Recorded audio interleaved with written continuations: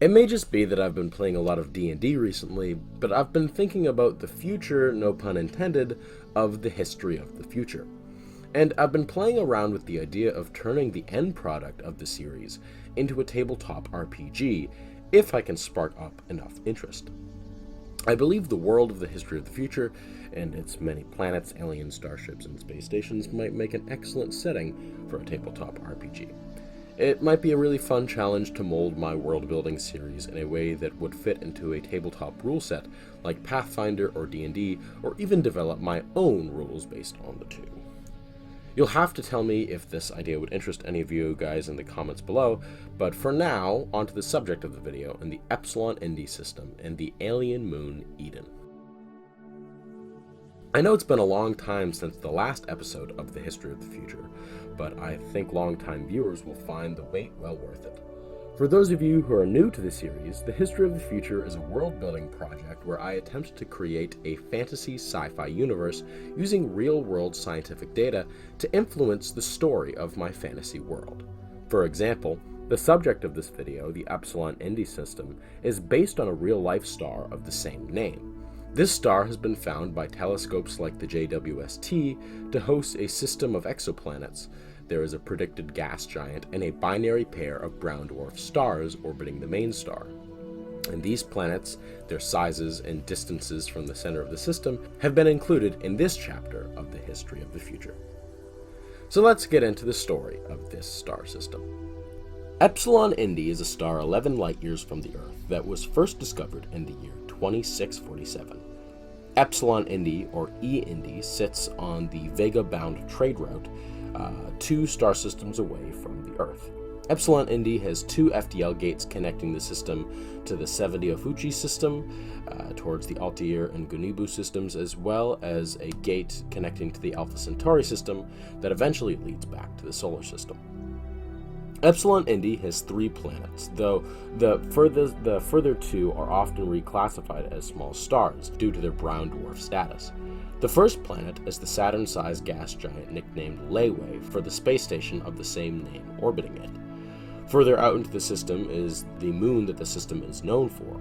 Orbiting the larger of the 2 giants is a near-Earth analog world named Eden. On Eden in the year 2647, explorers discovered the first ever ecosystem of alien life.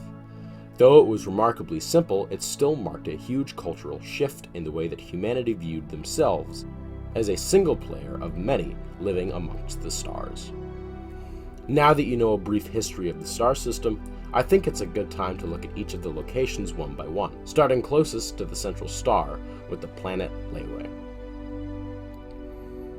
Though Epsilon Indi is both extremely interesting and very historically important, it may be surprising to learn that it's usually only a small footnote in most travelers' journeys across the stars. You see, the only truly accessible location in the system is the gas giant Layway, and more accurately the space station that orbits it. Layway Station, also known as Epsilon Indi Interstellar Orbital Space Station, is one of the only permanent settlements in the system. Although most starports or space stations in the History of the Future may be most equatable to the largest of the 21st century airports in the real world, it can be seen that Layway Station is particularly large, being more akin to a small city floating in outer space. The reason why this is the only location that people usually visit in the system lies mostly in the fact that Epsilon Indi is a particularly massive and empty star system, and most of the planets on its outskirts are simply unreachable to most travelers. For context, the FDL, or faster-than-light gates, that are found connecting every known system in human and alien space are built to basically teleport starships between star systems near instantly, when the ships and their engines themselves are limited to the speed of light.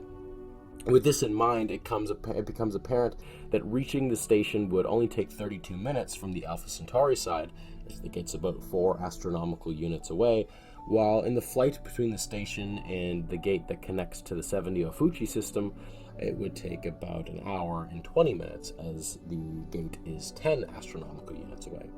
Using the distances found on the Epsilon Indi star chart, it can be seen that reaching any of the other planets in the system would take a very long time. For example, Eden, the more famous of the planets, as you will soon see why, orbits the brown dwarf Havanen, which itself is about 1,500 astronomical units from the center star. Doing the math, the speed of light limits the fastest starships to an 8-day journey out to these remote worlds. For most, this would mean either investing in an expensive long-distance exploration ship or taking their daily flyer on a journey with ample fuel stored away in the cargo hold, stopping every 2 or 3 days and going on a spacewalk to refuel. You can probably see how for the average person, this journey is simply not feasible, and as such, these worlds stay very remote. But luckily for you, we don't have anything to worry about, as distances don't mean anything in a YouTube video. The moon, Eden, is by far the most famous location in the entire system. Known for its simple life forms that were discovered on its surface, Eden holds the title of the first place humans had discovered life that didn't originate on Earth. As may be expected, first contact was not as interesting as may have first been imagined, as even the more complicated life on the moon is remarkably simple by Earth standards.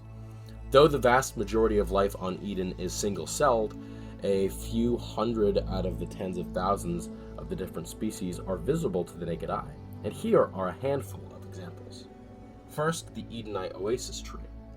One of the first ever discovered species of aliens, the trees on the moon Eden are far different than the trees of Earth. Though oasis trees do photosynthesize using their red-black leaves adapted to the low-light environment of its homeworld, most of the energy that oasis trees absorb from their environment comes from their roots.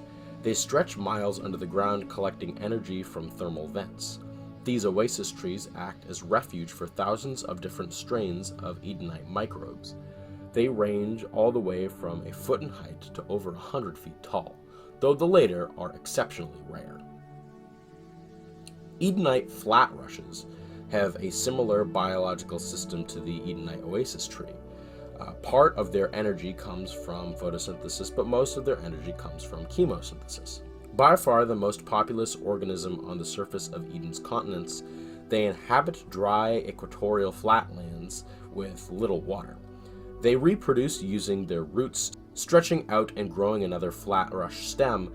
Entire fields of flat rushes can stretch for miles upon miles, and they will more often than not be a singular organism.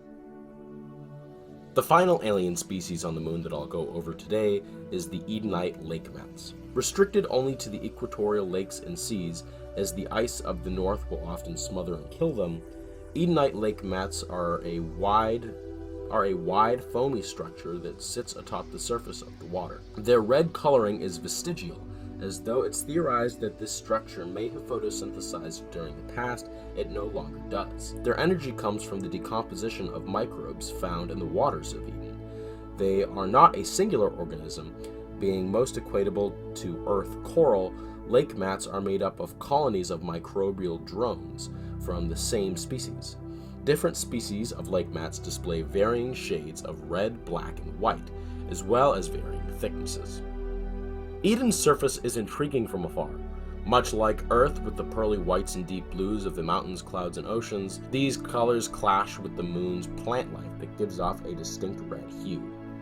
Being a dynamic world like that of Earth, it doesn't boast only one or two environments like the majority of the dead desert, ice, and ocean worlds that we've seen so far, but it has a diverse environment of red moss-covered lowlands, snow-capped mountains, freshwater oceans, large flat rush fieldlands, and wide open deserts. The interesting note is that the oceans on this world contain very little salt, and this tells scientists that the moon is far younger than Earth, as the salt in the oceans of our home originates from the age of our oceans. The average temperature on Eden is 32 degrees Fahrenheit, the exact freezing point of water. So much of its surface is covered in water ice, and even the equator rarely gets warmer than a late autumn day in a temperate climate on Earth. Learning of all this, one might assume that this world would have been entirely colonized by humanity a long time ago, and although there is a small settlement near the equator, aptly named Edentown, its landscapes remain remarkably untouched by man. This is no doubt because of its striking remoteness compared to the other points of interest in human space.